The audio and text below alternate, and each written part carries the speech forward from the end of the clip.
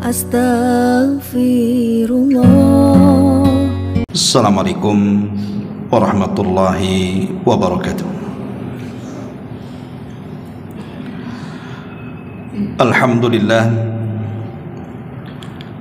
alhamdulillahilladzi bi ni'matihi tatimmus shalihat. Alhamdulillah, alhamdulillahilladzi hadana lil Islam.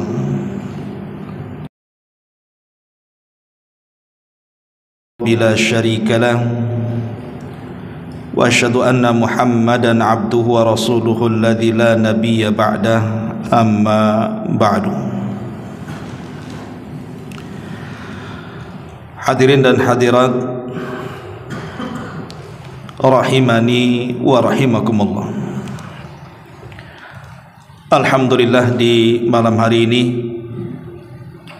kembali kita diberikan nikmat oleh Allah Subhanahu wa taala bisa duduk bermajlis ilmu di Masjid Muhajirin. Tak lupa salawat dan juga salam kita hadiahkan kepada Rasul kita Nabi besar Muhammad sallallahu alaihi wa ala alihi wasallam. Pembahasan di malam hari ini salah satu daripada pembahasan akidah, satu di antara keyakinan kita dengan hari akhir, yaitu membahas tentang isi daripada timbangan pada hari kiamat. Ma'asyiral muslimin yang dimuliakan Allah Subhanahu wa taala, Karim tepat pada surah Al-Anbiya ayat 47. Allah Subhanahu wa taala berfirman, wa nadha'ul mawazinal qista liyaumil qiyamah fala tadlamu nafsun syai'an wa in kana mithqala habbatin min khardalin ataina biha wa kafa bina hasibin. Wa nadha'ul mawazinal qista liyaumil qiyamah, kami akan memasang timbangan yang tepat pada hari kiamat. Fala tudlam nafsun syai'a, maka tidaklah dirugikan seseorang barang sedikit pun pada hari itu. Wa in kana mithqala habbatin min khardalin, jika amalan itu hanya seberat biji sawi, ataina biha, pasti kami akan mendatangkan pahalanya. Wa kafa bina hasibin, dan cukuplah kami sebagai pembuat perhitungan, kata Allah. Di dalam ayat ini Allah Subhanahu wa taala menjelaskan tentang keyakinan kita pada hari kiamat, tentang adanya timbangan. Al-Imam Al-Qurtubi dalam tafsirnya mengatakan bahwa terjadinya timbangan pada hari kiamat itu setelah hisab. Jadi manusia dihisab dulu, setelah selesai dihisab sampai kepada pengambilan catatan. Ada yang mengambil catatannya dengan tangan kanannya, ada dengan tangan kiri di balik punggungnya. Karena kita tahu manusia di dunia ini terbagi menjadi tiga.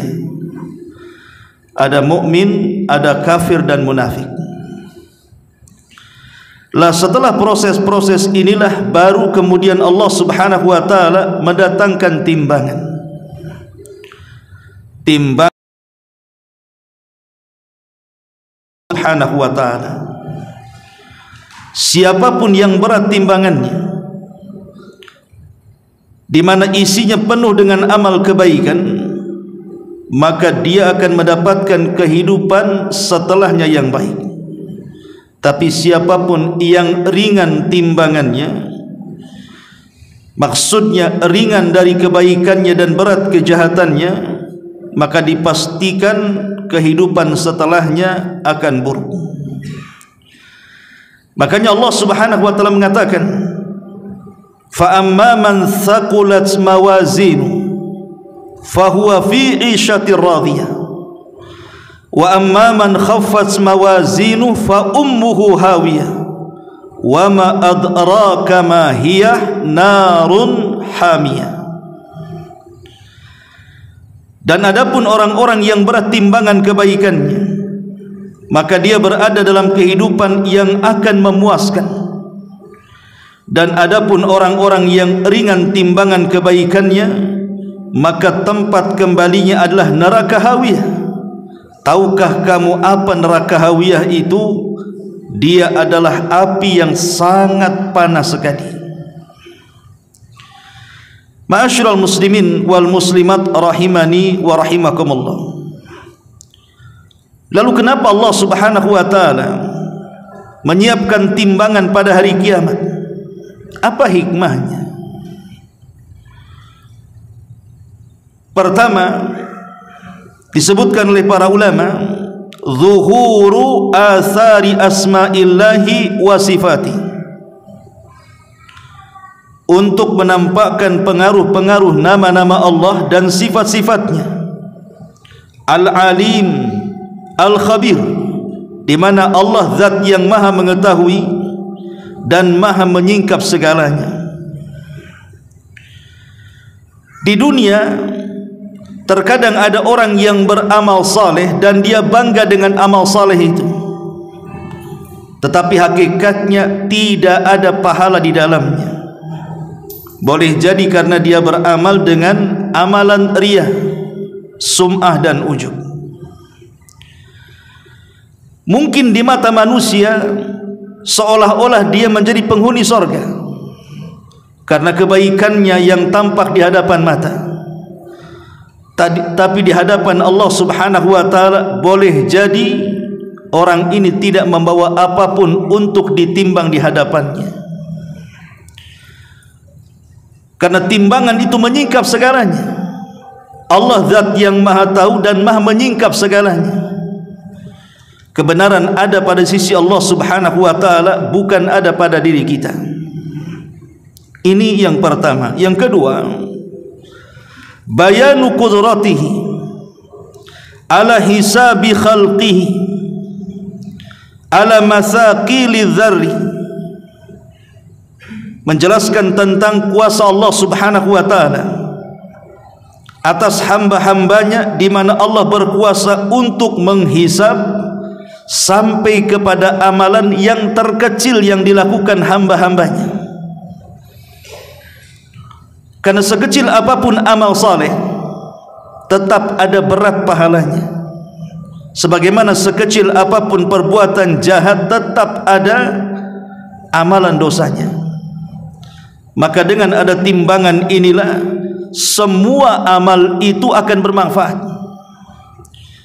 Makanya Nabi SAW sampai mengatakan, la tahkiranna minal ma'rufi syai'an, jangan kalian remehkan sekecil apapun amal saleh itu, karena boleh jadi amal yang kecil itu justru ikhlas dan amal besar itu justru tidak ikhlas. Tapi jangan dijadikan dalil kemudian, kalau gitu amal kecil saja Ustaz biar ikhlas, karena amal besar itu biasanya takut tidak ikhlas. Contoh umpamanya orang sedekah 100 juta dengan orang sedekah 1.000 rupiah, ikhlas mana kira-kira?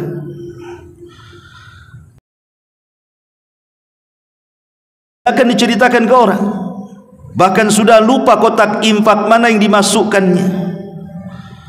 Tapi kalau orang infak 100 juta pasti akan dikenang dan dibicarakan, bahkan boleh jadi sekali-kali akan diungkit-ungkit. Tetapi kemudian jangan dijadikan hujah, ya kalau gitu sudahlah saya infak 1.000 saja biar ikhlas, daripada 100 juta tidak ikhlas. Bukan demikian. justru 100 juta dengan ikhlas dan 1.000 rupiah dengan ikhlas jauh lebih besar yang 100 juta. Yang ingin saya katakan, jangan meremehkan sekecil apapun amal saleh. Walaupun hanya dari sini ke masjid nampak ada paku di jalan, ambil buang ke pinggir. Walaupun mungkin ada orang tua yang hendak menyeberang, kita bantu untuk menyeberang. Atau orang yang mungkin hendak menaikkan barangnya ke atas kendaraan, kesusahan, kita ikutkan naikkan. Walaupun hanya seperti itu. Karena boleh jadi amalan-amalan yang seperti inilah salah satu pemberat timbangan kelak pada hari kiamat. Ini yang kedua. Yang ketiga, izharun annahu la tusawi bainal muhsini wal musi. Dengan adanya timbangan supaya dibedakan mana orang-orang yang ketika di dunia itu banyak berlaku baik dan mana ketika di dunia itu banyak berlaku salah. Jadi orang-orang yang beriman dengan orang kafir, orang yang taat dengan ahli maksiat, orang-orang yang baik dengan orang-orang yang jahat itu dengan adanya timbangan terbedakan tuh. Di mana orang baik nampak timbangannya berat, di mana orang jahat tampak timbangannya ringan. Maka timbangan inilah yang membedakan mana orang baik dan mana orang yang tidak baik. Ini yang ketiga. Kemudian yang keempat, farhatul mu'mini wa hizyul kafiri. Dengan adanya timbangan ini bisa membahagiakan orang-orang yang beriman dan bisa membuat hina orang-orang yang kafir. Terkadang ada orang-orang yang beriman di dunia, mereka ditertawakan oleh orang-orang kafir. Boleh jadi karena kefakirannya, karena kehinaannya, karena ketidakmampuannya, karena kerendahannya. Tetapi kelak di akhirat, orang yang dulu di dunia mentertawakan orang-orang yang beriman, maka kebalikan orang-orang yang beriman akan mentertawakan mereka. Dengan adanya timbangan itu, nanti pada hari kiamat akan terbedakan siapa yang bahagia dan siapa yang tidak bahagia. Kemudian yang kelima, iqamatul mawazin fiha iqamatul hukm. Itu Allah Subhanahu wa taala hendak menegakkan hujjah, menegakkan hujahnya kepada manusia saat di dunia. Boleh jadi ketika di dunia itu Allah Subhanahu wa taala sudah banyak peringatkan kita, diutusnya nabi, macam aturan dan undang-undang Quran sudah dijelaskannya lewat para utusan, setelahnya para ulama yang mewarisi mereka semuanya. Tapi ada orang-orang yang tidak mengindahkan itu, padahal hujah sudah sampai. Maka dengan ada timbangan Allah hendak menegakkan hujahnya, siapa di dunia yang mengikuti aturan dan siapa di dunia yang melanggar aturan. Dan yang terakhir tentunya untuk menegakkan keadilan, supaya orang-orang yang zalim di dunia mereka bangga dengan kezalimannya, dan orang-orang yang dizalimi merasa sedih karena merasa orang yang dizalimi. Terkadang ada orang-orang yang dizalimi itu tidak sanggup melawan kepada orang yang menzaliminya.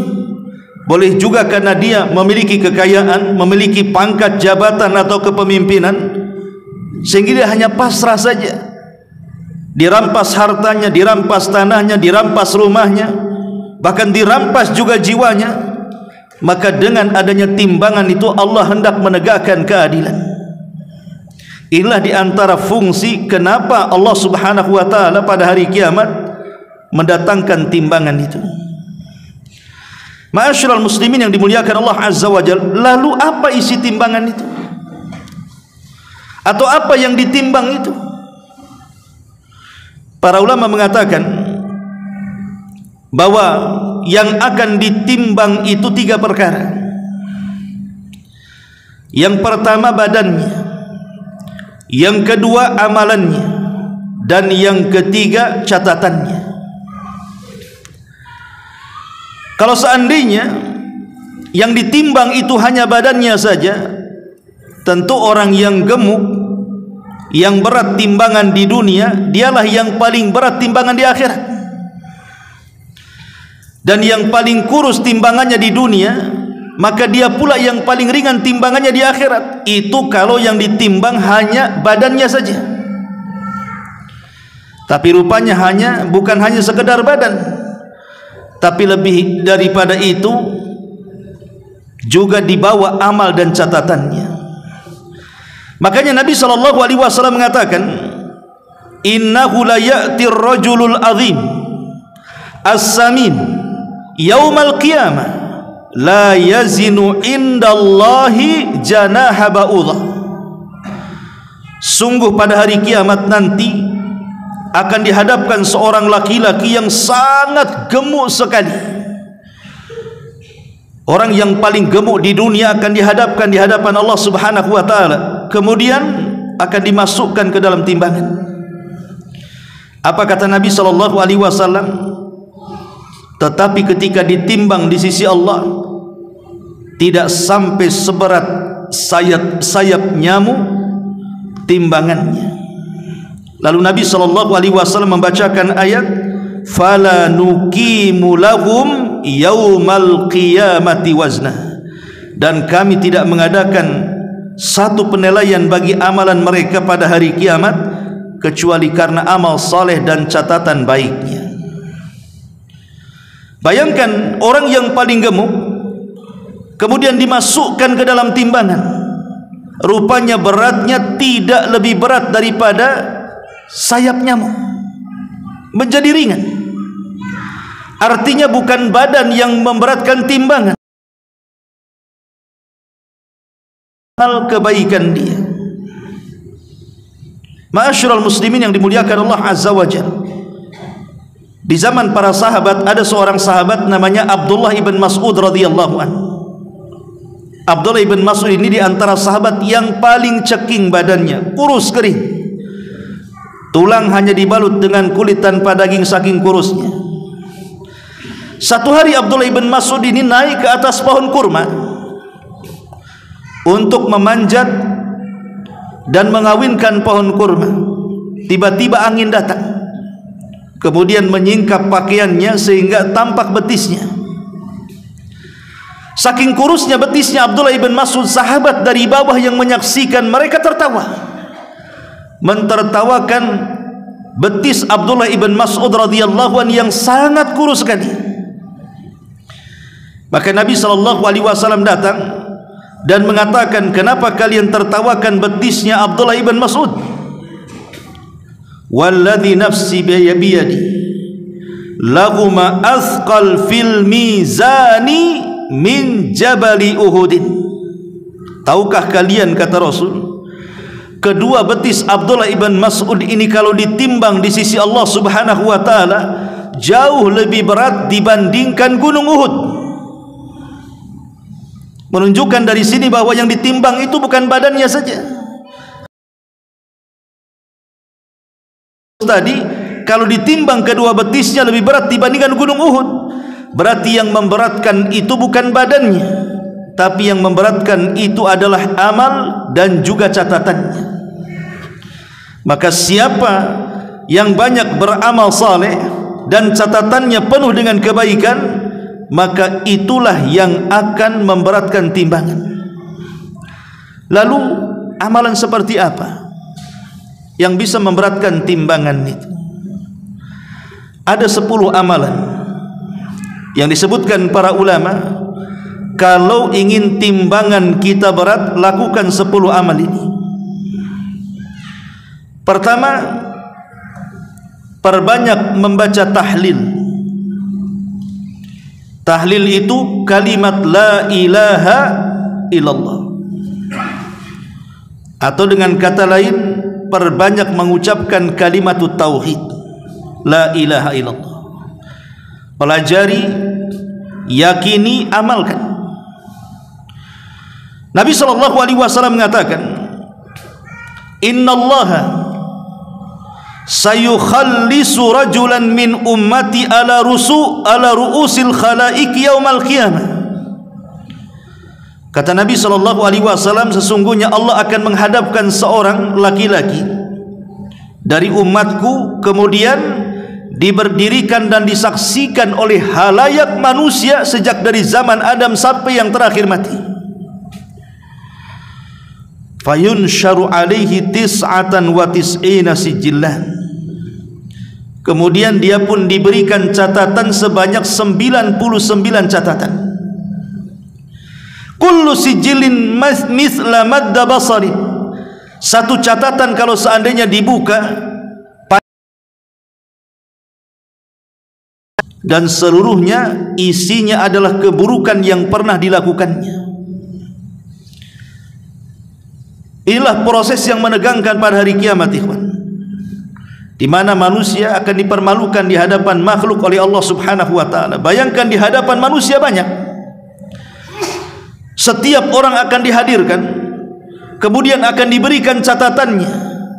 Ada seseorang yang memiliki 99 catatan, semua isinya buruk. Kemudian Allah katakan, coba buka satu catatanmu itu. Maka ketika dia membuka satu catatan, rupanya panjangnya sejauh mata memandang, isinya catatan keburukan dia. Kemudian Allah mengatakan, atunkiru min hadza syai'an, apakah engkau mengingkari isi catatan ini? Kemudian juga Allah mengatakan, adzalamaka katabatil hafidun, apakah catatan ini mendolimi kamu? Mungkin para malaikat salah catat. Ingat, di antara kekhususan hisab adalah Allah Subhanahu wa taala mengembalikan hafalan yang di dunia kita tidak sanggup menghafalnya. Boleh jadi 1 minggu kemarin kita pernah menyakiti orang, sudah lupa hari ini. Apalagi yang 1 tahun yang silam atau yang beberapa tahun yang silam, mungkin kita sudah lupa. Pernah mencaci, memaki, menggibah, menghina, mungkin sudah lupa. Itu di dunia. Tapi di akhirat semua hafalan akan diletakkan di memorinya, di mana dia akan ingat sejak akil balik sampai dia mati, pernah apa saja dia tahu. Dikembalikan ingatannya. Kenapa dikembalikan ingatannya? Untuk disesuaikan dengan catatannya. Makanya Allah mengatakan, apakah dalam catatan itu ada yang kau ingkari? Ataukah dalam catatan itu malaikatku salah nyatat? Maka dia mengatakan, tidak ya Rabb, semua betul, ini semua kesalahan aku. Maka orang ini sudah lunglai, sudah down duluan, seolah-olah kakinya pasti akan dilangkahkan ke neraka. Tapi tiba-tiba Allah Subhanahu wa taala ketika mengatakan, wahai fulan, hal laka indaka hasanah, apakah engkau punya kebaikan yang bisa membandingi catatanmu ini? Dia mengatakan, ya Rabb, sekalipun aku punya kebaikan, apalah artinya dengan catatan keburukanku ini? Saking banyaknya. Tiba-tiba Allah Subhanahu wa taala mengeluarkan satu kartu, di mana dalam kartu itu ada tulisan kalimat la ilaha illallah, dan mengatakan, coba timbang 99 catatan yang satu catatan sejauh mata memandang dan semua isinya keburukanmu tuh. Coba timbang dengan kartu ini. Artinya kemudian ditimbanglah 99 catatan itu dengan kartu yang bertuliskan kalimat la ilaha illallah. Apa yang terjadi? Rasul katakan, fatashat bihinna la ilaha illallah. Tiba-tiba la ilaha illallah melesat ke atas dan 99 catatan terbenam ke bawah. Itulah bedanya timbangan dunia dengan akhirat. Kalau timbangan dunia beratas. Kenapa? Karena sorga itu di atas, neraka itu di bawah. Ada istilah sorga itu darajat, semakin tinggi semakin indah. Dan neraka itu darakat, semakin rendah maka semakin mengerikan nyala apinya. Apa artinya hadis ini? Para ulama mengatakan, orang yang mereka betul-betul suka membaca kalimat tauhid la ilaha illallah, kemudian mempelajari isi dan maknanya, kemudian berusaha untuk mengamalkannya, maka ini amalan yang bisa memberatkan timbangan. Ini yang pertama. Yang kedua, memperbanyak zikir kepada Allah Subhanahu wa ta'ala. Zikir ini ikhwatu fiddin adalah ibadah yang paling ringan, tidak perlu tenaga. Kalau salat, Anda harus wudu, repot-repot dulu, pakai pakaian yang bagus. Kemudian bagi laki-laki melangkah ke masjid, nanti nunggu dulu orang azan, orang qomat. Belum lagi kemudian gerakan dari takbiratul ihram sampai salam, ada zikir lagi, kemudian baru pulang. Kalau puasa juga sama, berlapar-lapar, sahur dulu, kemudian menahan lapar, dahaga dan syahwat sampai terbenam matahari. Apalagi haji, juga zakat yang kemudian mengorbankan harta. Tapi zikir itu tidak perlu itu, tidak menyita waktu dan tempat. Cukup Anda gerakkan lidah saja, itu sudah bisa berzikir. Dan satu-satunya ibadah yang bisa dilakukan oleh siapapun, kapanpun, dimanapun. Bisa dilakukan anak kecil, remaja, dewasa, orang tua, laki-laki, perempuan, orang sakit, orang sehat, orang duduk, orang baring, orang berjalan, di kantor, di rumah, di dapur, dimanapun. Zikir itu bisa dilakukan. Cukup gerakkan lidah saja. Makanya Nabi SAW mengatakan, kalimatani khafifatani ala lisani thaqilatani fil mizani habibatani ala rahmani subhanallah wa bihamdi subhanallahil azim. Kata Rasul, dua kalimat ringan di lisan tapi memberatkan timbangan, dicintai Ar-Rahman, subhanallah wa bihamdihi subhanallahil azim.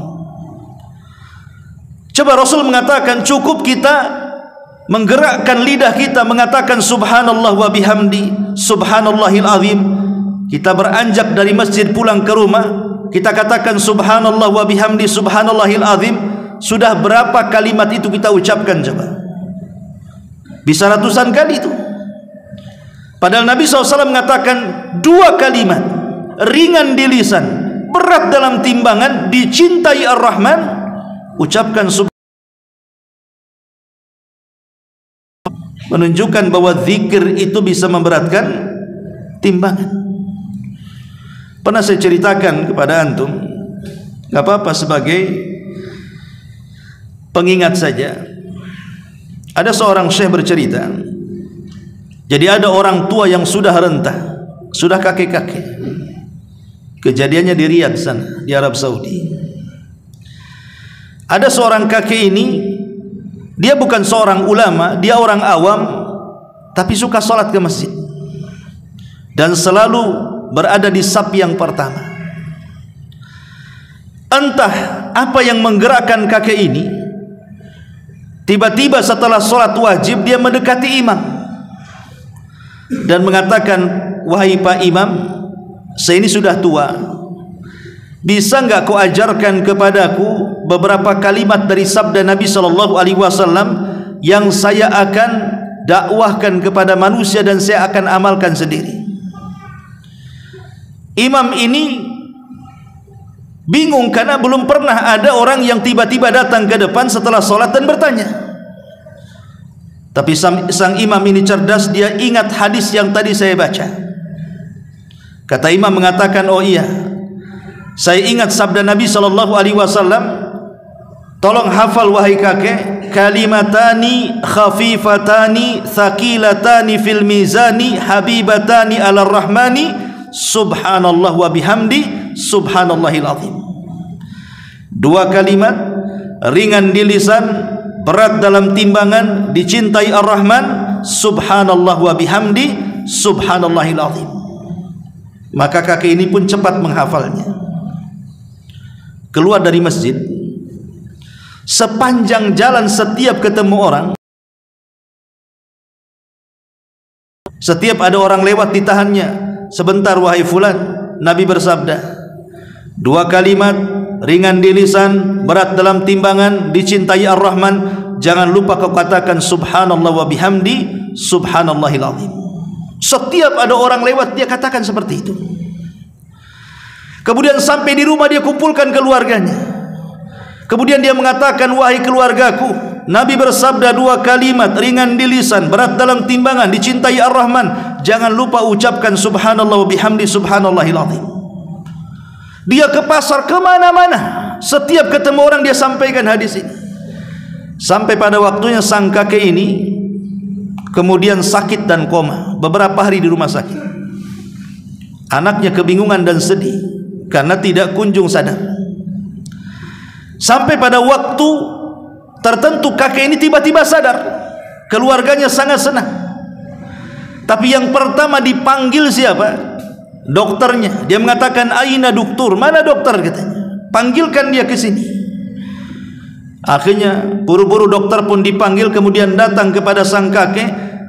Dipegangnya kemudian tangan sang dokter dan mengatakan, ya dokter, katanya, saya ingin katakan ada 2 kalimat, ringan di lisan, berat dalam timbangan, dicintai Ar-Rahman, subhanallah wa bihamdi subhanallahil azim.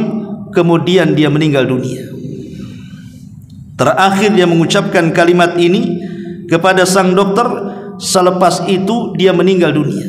Ini kisah nyata. Bayangkan dia meninggal dunia sementara lisannya mengatakan subhanallah wa bihamdi subhanallahil azim, kalimat yang akan memberatkan timbangannya dan kalimat yang akan menjadikan Allah cinta dengan dia. Alangkah indahnya orang-orang yang meninggal sementara lisannya sedang berzikir kepada Allah Subhanahu wa taala. Maka zikir adalah salah satu pemberat timbangan. Kemudian yang ketiga, al-muhafadzatu 'alal adhkari dubur as-salatil mafruḍah. Menjaga wirid setelah salat. Menjaga wirid setelah salat wajib. Jangan sampai di antara kita ini habis salat wajib langsung pergi, sempurna itu salam ke kanan saja, ke kiri sambil berdiri, kemudian entah ke mana. Duduk dulu, baca zikir. Kata Nabi SAW dalam hadis Abdullah ibn Amr ibn As radhiyallahu an, dari Nabi SAW dia bersabda, khaslatani la yuhafidhu alaihima abdun muslim illa dakhalal jannah huma yasirun wa man ya'mal bihima qalilun yusabbihu fi duburi kulli salatin ashran wa yahmadu ashran wa yukabbiru ashran fadhalika khamsun wa fadhalika khamsuna wa mi'at bil lisani wa alfu wa khamsumi'atin fil mizani wa yukabbiru arba'an wa thalathin idza akhadha maja'ahu wa yahmadu thalathan wa thalathin wa yusabbihu thalathan wa thalathin fadhalika mi'atu bil lisani wa alfu fil mizani. Kata Nabi SAW, ada amalan yang bisa memudahkan orang masuk ke dalam surga. Amalan ini kecil tidak berat. Kemudian Nabi SAW mengatakan, bertasbihlah setelah sholat wajib 10 kali. Bisa 33 kali, tapi paling tidak 10 kali. Jadi kalau lagi malas ya 10 kali, kalau lagi rajin ya 33 kali kan gitu. Kemudian wa yukabbiru ashran wa yahmadu ashran, kemudian membaca alhamdulillah 10 kali. Lagi malas ya, kalau lagi rajin 33 kali. Kemudian wa yukabbiru ashran, mengatakan Allahu akbar 10 kali. Kalau lagi rajin 33 kali. Ya. Fadzalika khamsuna wa mi'atun fil mizan, maka pahalanya dia akan mendapatkan 500.000 pahala di dalam timbangan. 500.000 pahala di dalam timbangan orang yang berzikir setelah sholat. Artinya bahwa berzikir setelah sholat itu bisa memberatkan timbangan. Maka jangan sampai kemudian ditinggalkan. Apalagi istighfar setelah sholat itu penting. Kan setelah solat kita membaca astaghfirullahaladzim, astaghfirullahaladzim, astaghfirullahaladzim. Ini jangan sampai ditinggalkan. Kenapa demikian? Barangkali ketika kita solat kita kurang khusyuk. Barangkali ketika solat kita kurang tumanina. Barangkali ketika kita solat mungkin bacaan kita kurang fasih, sehingga akan banyak kekurangan dalam solat. Lah untuk menyempurnakan kekurangan-kekurangan dalam solat itu dengan cara membaca istighfar 3 kali setelah sholat. Baru kemudian tasbih, tahlil, tasbih, tahmid, takbir, tahlil.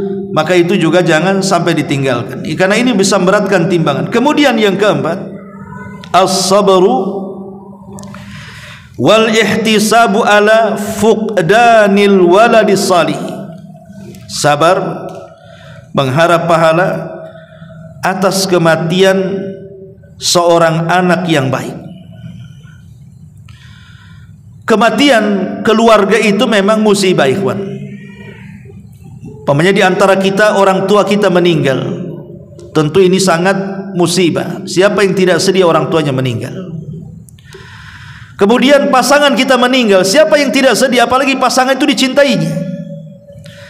Tapi sesedih-sedihnya ditinggal orang tuanya, sesedih-sedihnya ditinggal pasangan, tidak lebih sedih dibandingkan ditinggal anaknya.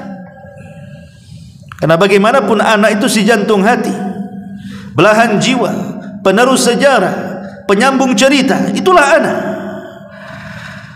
Kalau anak sudah meninggal itu, jangankan sekelas kita, Nabi SAW saja bisa menangis. Saat meninggal Ibrahim, putra beliau sudah sepuh, putra daripada budaknya Maria Al-Qibtiyah, usianya setahun 8 bulan, meninggal dunia. Padahal itu anak yang digadang-gadangkan bisa hidup tumbuh dewasa. Tapi apalah takdir berkata lain. Sebelumnya putra beliau Qasim meninggal di waktu bayi, Abdullah meninggal di waktu bayi. Harapannya kepada Ibrahim bisa besar, tapi di usia setahun 8 bulan dia meninggal. Tentu ada hikmah. Kenapa Rasul tidak diizinkan oleh Allah anak-anaknya tumbuh dewasa? Maksudnya dari kalangan laki-laki. Kalau perempuan kan banyak yang dewasa dan menikah. Zainab menikah, Ummu Kulthum menikah, Fatimah menikah. Tapi semua anak laki-lakinya meninggal di waktu bayi. Apa hikmahnya coba? Karena biasanya seorang nabi kalau punya anak, kemudian anaknya tumbuh dewasa, maka dia akan jadi nabi. Ibrahim punya anak Ishak, Ishak jadi nabi. Ishak punya anak Yakub jadi nabi. Daud punya anak Sulaiman jadi nabi. Umumnya para nabi itu kalau punya anak laki-laki kemudian besar dan dewasa, maka dia akan mewariskan kenabiannya. Sementara Nabi SAW mengatakan sendirilah nabiyya ba'di, tidak ada nabi sepeninggalku. Kalau seandainya kemudian anak nabi yang laki-laki tumbuh dewasa kemudian ada jadi nabi, lalu apa perkataan la nabiyya ba'di, tidak ada nabi sepeninggalku? Itulah diantara hikmahnya kenapa anak-anak laki-laki Rasul tidak tumbuh dewasa. Karena umumnya seorang nabi kalau punya anak jadi nabi. Sementara tidak ada nabi akhiruz zaman kecuali hanya nabi kita Muhammad SAW. Tapi yang ingin saya katakan bahwa saat Nabi SAW kehilangan Ibrahim itu sedihnya luar biasa, sampai dia menangis 3 hari. Sampai Abdurrahman ibn Auf, seorang sahabat yang dekat dengan Rasul, datang menghibur Rasul dan mengatakan, ya Rasulullah, bukankah kau yang mengatakan tidak boleh menangis saat keluarga kita ada yang meninggal? Kata Nabi SAW, ya Abdurrahman, ini bukan tangisan ratapan, ini tangisan rahmat kasih sayang wajar. Karena bagaimanapun yang namanya mata ini bisa mengeluarkan air mata, yang namanya dada saat mendengar kematian orang dicintai itu bisa sesak. Dan perpisahanku dengan Ibrahim itu sungguh menyesakkan dada wahai Abdurrahman. Tetapi saya berusaha untuk menjaga lisan supaya tidak membuat Allah Subhanahu wa taala murka. Ini murni tangisan kasih sayang karena sedih karena Ibrahim sudah meninggalkan diriku. Kalau sekelas Nabi SAW menangis karena sedihnya anak yang dicintainya meninggal dunia, apalagi kita. Makanya kemudian Nabi SAW mengajarkan kita disuruh untuk sabar. Kalau seandainya anak kita meninggal dan dia belum balik, kita disuruh bersabar. Yang kedua, ihtisab. Dengan cara apa? Dengan cara berdoa kepada Allah. Bagaimana doanya? Allahumma jurni fi musibati. Ya Allah, berikan pahala atas musibah yang menimpaku. Sabar, istirja, inna lillahi wa inna ilaihi rajiun. Semua datang dari Allah dan kembali kepada Allah. Kemudian katakan, ya Allah, berikan pahala akan musibah yang menimpaku. Maka Nabi SAW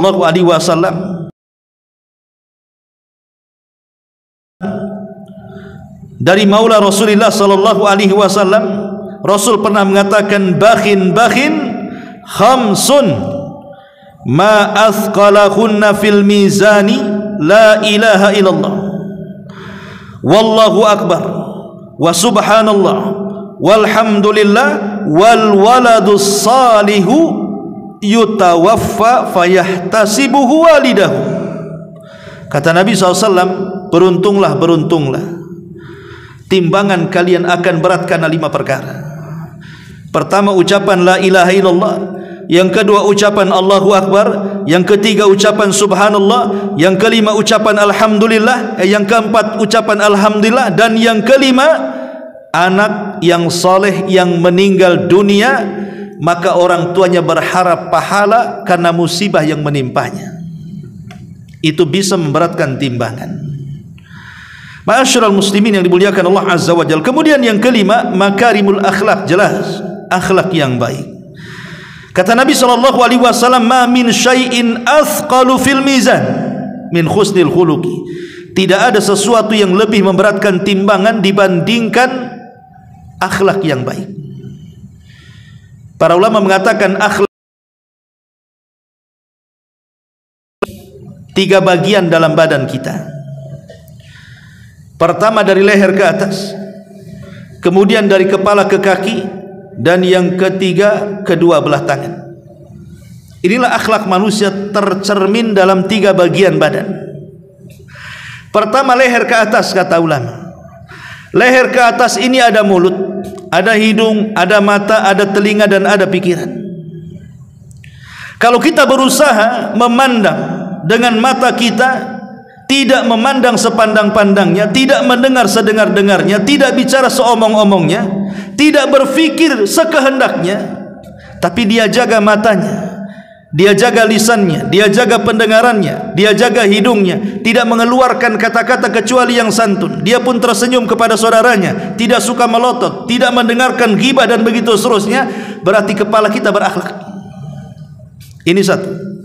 Yang kedua, dari kepala sampai ke kaki, saat kita bicara dengan orang, kalau kita menghargai orang di depan kita, tak kisahlah orang di depan kita itu apakah dia orang hina, orang mulia di mata kita, dia orang kaya, orang miskin, atau siapapun. Saat dia bicara, arahkan badannya ke arah dia.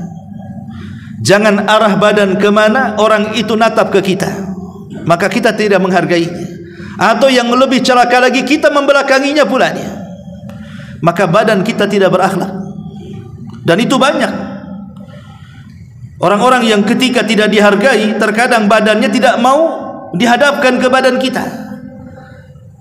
Kemudian yang terakhir, kedua tangan, artinya mudah untuk menolong.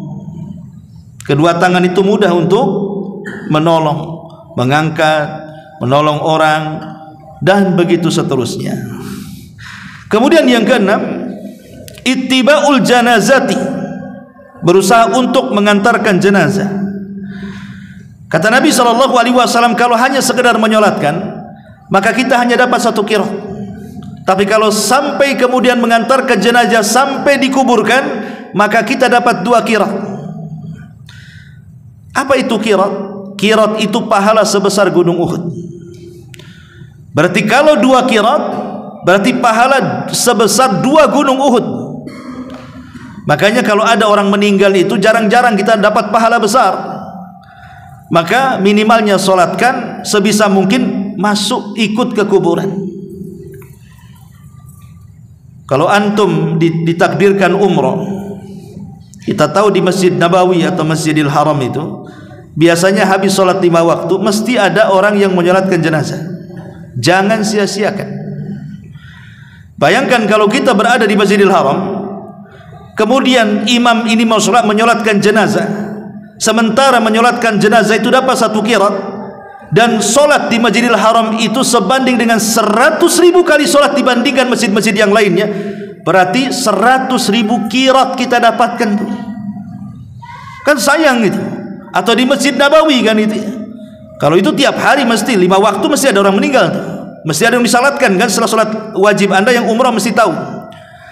Kalau di Masjid Nabawi berarti kita ikut menyolatkan 1 kali saja sama dengan 1.000 kali sholat di Masjid Muhajirin. Berarti kalau kita menyolatkan jenazah di Masjid Nabawi mendapatkan 1.000 qirat, artinya 1.000 gunung Uhud. Dan itu bisa memberatkan timbangan itu. Ini yang ke-6. Kemudian yang nomor 7, as-sadaqatu minal kasbi thayyib. Bersedekah tapi dari harta yang halal, dari pekerjaan yang halal, bukan dari harta yang kotor atau pekerjaan yang kotor. Kata Nabi sallallahu alaihi wasallam, man tasaddaqa bi idli tamratin min kasbin tayyibin la yaqbalu Allahu illa tayyiba fa inna Allaha yaqbaluha bi yaminihi thumma yurabbiha li sahibihi kama yurabbi ahadukum fuluwa hatta takuna mithla jabal. Barang siapa yang bersedekah dengan sesuatu yang senilai dengan sebutir kurma dari usaha yang halal, bukan yang haram, sedangkan Allah tidak menerima kecuali yang baik, maka Allah akan menerima sedekahnya dengan tangan kanannya, kemudian mengembangkannya untuk pemiliknya seperti seseorang di antara kalian membesarkan kuda kecil hingga sedekahnya tersebut menjadi besar seperti gunung. Subhanallah. Jadi kalau seandainya kita punya uang 10.000, 20.000 tapi dari hasil halal kita, maka Nabi SAW mengatakan hasil halal ini kita sedekahkan, pahalanya akan dipegang oleh Allah, kemudian Allah kembangkan. Yang satu itu Allah kembangkan sampai seperti gunung Uhud. Bagaimana kalau seandainya setiap hari sedekah? Kita bisa bayangkan itu. Tapi ingat bahwa sedekah ini kan harus dari harta yang halal dan dibelanjakan ke yang halal.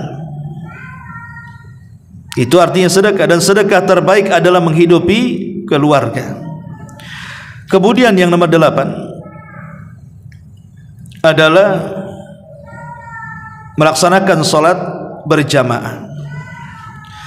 Nabi mengatakan salatul rajuli fil jama'ati tudha'afu ala salatihi fi baiti wa fi suqihi 25 dhifa wa fi riwayatin bi 27 darajatan.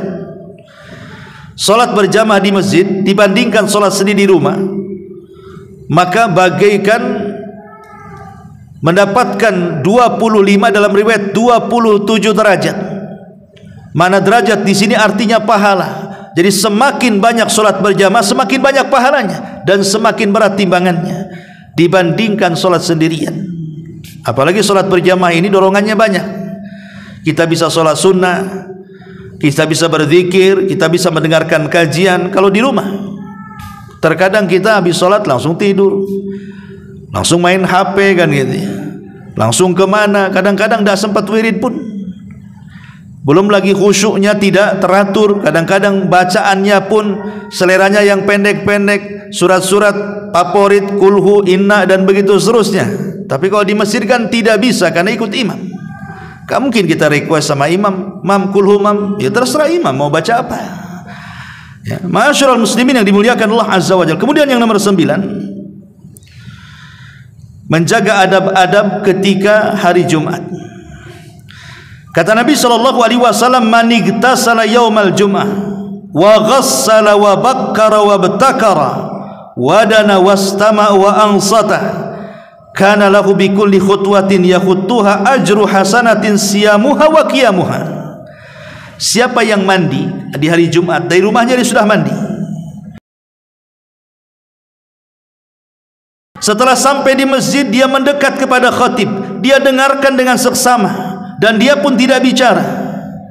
maka setiap langkahnya dia akan mendapatkan satu pahala yang nilainya sama dengan puasa setahun dan solat malam setahun. Bayangkan, siapa yang bisa selama setahun solat malam atau setiap hari selama setahun puasa? Tapi cukup kita langkahkan kaki pagi-pagi di hari Jumat ke masjid dan dia berada di saf yang pertama karena dekat dengan khatib, maka seolah-olah dia mendapatkan pahala segudang, dan itu bisa memberatkan timbangan itu. Dan yang terakhir, ad-dilalatu alal khairi, seseorang yang mengajak manusia kepada kebaikan. Berdakwah bahasa kitanya, mengajak kepada kebaikan, karena dakwah itu kan multi level pahala. Semakin banyak yang kita sadarkan, semakin banyak pahala yang kita akan dapat. Kata Rasul, ad-dalu ala khairin kafaili. Orang-orang yang mengajak manusia kepada kebaikan, maka dia mendapatkan pahala orang yang melakukannya. Artinya, semakin banyak orang yang tersadarkan dengan dakwah kita, kemudian orang yang tersadarkan menyadarkan orang lain lagi, orang lain lagi menyadarkan orang lainnya lagi, maka sebanyak itu dia akan mendapatkan pahala, dan itu bisa memberatkan timbangan kita. Inilah 10 pahala yang bisa memberatkan timbangan kita. Adapun yang bisa meringankan timbangan, ingat 3 perkara jangan dilakukan. Riya, beramal karena manusia.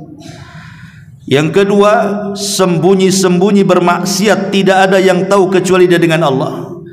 Dan yang ketiga, melakukan kezaliman yang merugikan orang lain, mencaci, memaki, menghina, menggibah, dan yang semacamnya. Inilah diantara pembahasan kita isi timbangan pada hari kiamat. Mudah-mudahan ada manfaatnya. Subhanakallah bihamdika, asyhadu an la ilaha illa anta, astaghfiruka wa atubu ilaik. Allahu ta'ala alam. Assalamualaikum warahmatullahi wabarakatuh.